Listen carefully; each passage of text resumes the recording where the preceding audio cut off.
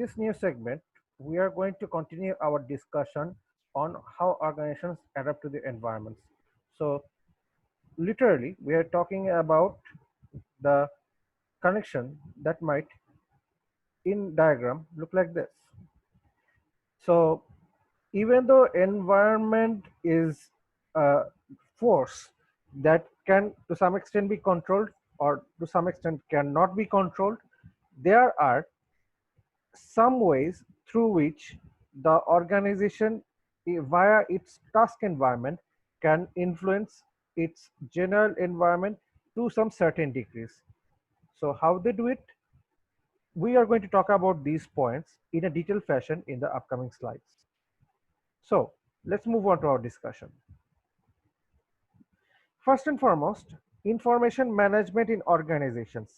As you can see that when you are running an organization, you need to do environmental scanning, you need to manage information systems, and you need to be boundary spanners. What does this point mean? Boundary spanners are those people in the organizations that play the role of sales agent, Salesforce team. These people go from door to door, from customer to customer, pitch their ideas and perpetuate the values of the product and services. And in the process, they might also collect information from the customers. They can ask the customers what do they like in the product, what features do they like to see. These forces, by in this manner, are collecting information also for the organization so that they can come up with a better product and services and in a way respond to the environment. Environmental scanning, on the other hand, is saying that if you are a part of management team, on your organization's behalf, you can play the role of managing information by consistently scouring information. Think about the meetings that takes place within the organization, where each and every people in the table bring new information and exchange these ideas among themselves, and in the process, they are unknowingly creating an information of repository of knowledge by creating a co-learning experiences for each and every one of them. So if eight people sit together in a table and exchange information among themselves, can you imagine at the end of the day how much information they are getting for themselves? So individually, if each and every manager do the environmental scanning and share these among their peers and colleagues, then it can also create information management process in the organization that can be beneficial for them. Information system, on the other hand, is saying that some of the organization can have the advanced infrastructure within their organization that can help them to process the information in a better manner. So in the future, you will see that there are some of the fields in this regard that's going to create lucrative job opportunities. For instance, some of you might know about data analytics, information analytics, and business analytics. These professions, their job is to, on behalf of the organization, extract the data, interpret those data, and give insights to the organization and make them assist to make the better decisions. Strategic response, on the other hand, is saying that how an organization should respond to changing business circumstances. So in the previous slide, we have seen that environment can actually influence how an organization should rapidly introduce new products and services. And in the other spectrum, in the vice versa situation, organization can also determine that how they are going to react. Are they going to maintain the status quo, or in other words, remain where they are right now, or are they going to alter the current strategy, look for new markets, look for new set of customers if they feel like they're getting stuck by when they're serving the new set of customers, or if they're feeling stuck when they are actually serving this existing product to the new customers. Historically, there has been multiple different examples of business organization that um, change their product proposal to their new organization, to their existing customers. For instance, let's talk about uh, Kodak. Kodak was a renowned company that was providing camera to their uh, customers. But however, as new competitors emerged with digital camera services, Kodak's film roll cameras became invalid in the market. Nobody started buying Kodak's camera. After that, what Kodak did, they saw that they were no longer a dominant force in the digital camera. Sorry, they were no longer a dominant force in the camera industry. So they shift their focus from camera to film paper, and recently they have emerged into the market with supplementary devices like pen drives and memory card. So Kodak can be an example. Another glorious example of strategic relocation is IBM. You might remember that company as a computer manufacturer. However, when competitors like Dell, Lenovo came up with a better proposal, IBM saw that it was no longer feasible for them to compete with those existing competitors. So what they did, they shift their focus to um, servers and cloud-based solutions. So you can find a lot of stories like in this regard of strategic response, where the companies ditched their existing strategy, existing customer, and adopted new strategy and went for new product and proposal just to survive into the market. Another way the companies can tackle with the environmental challenges is through mergers, acquisitions, and alliances. I'm going to talk about these in detail in the next slide. So mergers, what is merger? Merger occurs when two or more firms combine to form a new firm. So what does this mean? This means that these two companies, when they are performing merger, they form an entirely new company, and in the process they are actually closing down their existing companies. So Exxon and Mobil in United Kingdom, I believe, they were two companies. So when they thought that it was no longer feasible for them to individually remain in United Kingdom, they together they formed a new company in UK, and they closed down these two organizations in United Kingdom. This is an example of a merger. What is acquisition? As the picture suggests, you can see Facebook is eating our WhatsApp. So what is happening here? Facebook, uh, a renowned company in the social media industry, saw that their messenger app was not so prominent in the messaging to the potential users of who love to message each other. So what they did, so they saw that rather than investing money to build one messenger app from the scratch, they thought that it was more feasible and easier for them to buy an established messenger company. So what they did, they bought WhatsApp for 15 billion US dollar. So in the process, what's happening is that the Facebook is buying the messenger, and in a way messenger ceased to exist as a separate company. Now if you look, you will find messenger true, but messenger is part of Facebook. It's no longer a separate company. That's acquisition. Strategic alliance, on the other hand, is saying it's an arrangement between two companies that have decided to share resources to undertake specific mutually beneficial projects. So you will see that from time to time, if there are companies who want to enter into a new industry, new segment, where they don't have necessary capability to enter individually. They might shake hands together and hold their hands together and make sure that they can enter into that new industry. For instance, I think I have talked about this example in one of the lecture sessions, but still again it's very relevant here in the strategic alliance as well. Here what is happening is that both neither Ericsson nor Sony had the necessary resources into enter into cell phone industry.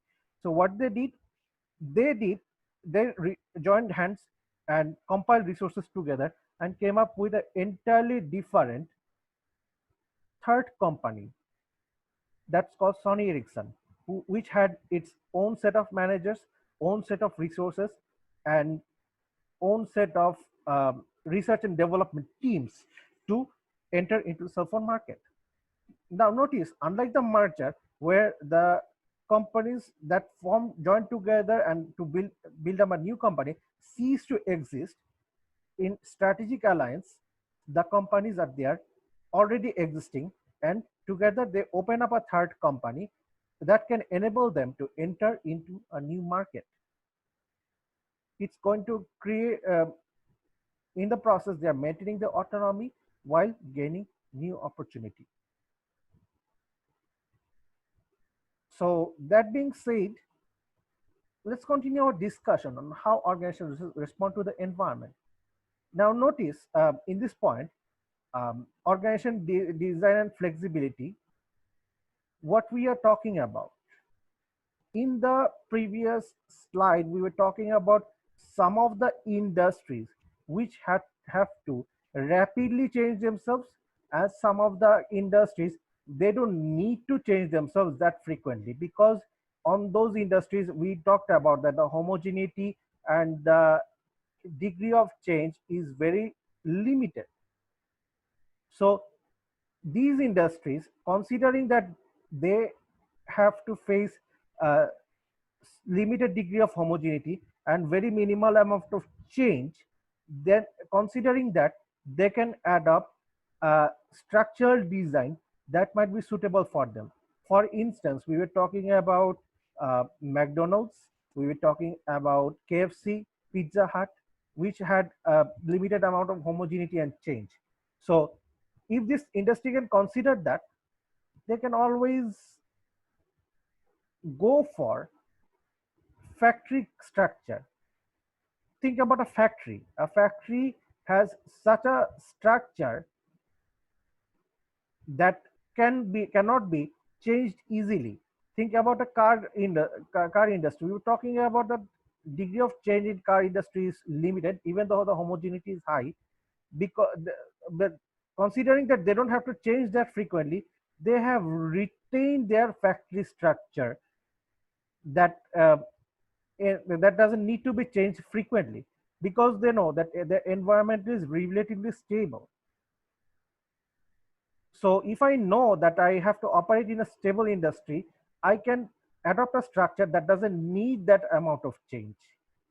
On the other hand, if I know that I have to operate in a industry where I have to change myself very frequently, then I might have to consider going for structure that can be changed very frequently. I cannot adopt a structure that cannot be changed that easily. So think about those startup that we can see like Uber, Pathao. You will see that in their organization, the number of level is limited. Number of employee is limited.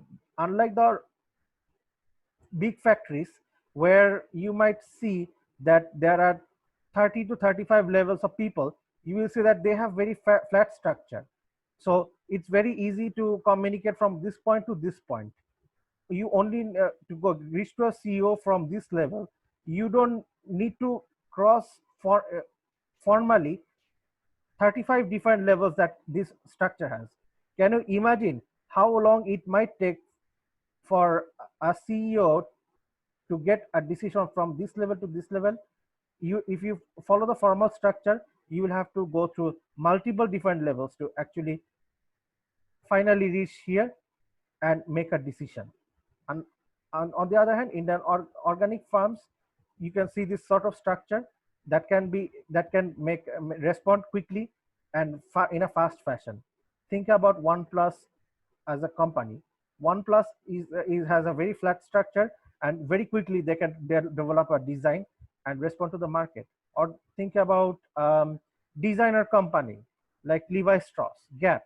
They don't have a very hi long hierarchy, and and they can respond to a market very quickly because their design teams are very much connected and they can communicate with them very quickly.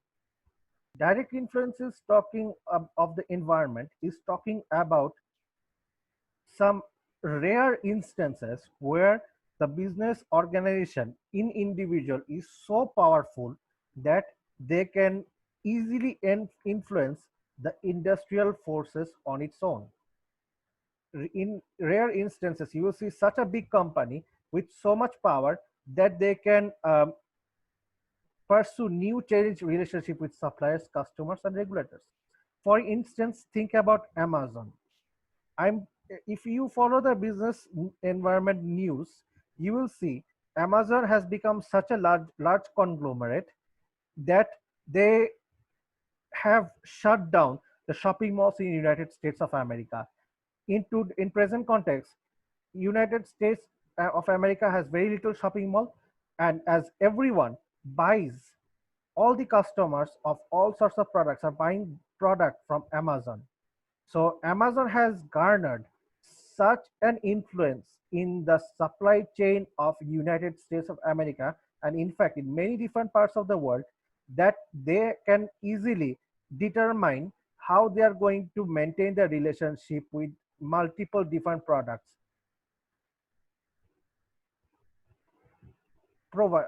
providers. So some of the companies can have that sort of power and directly influence the environment. Another example I can give you here is of uh, Blu-ray DVD.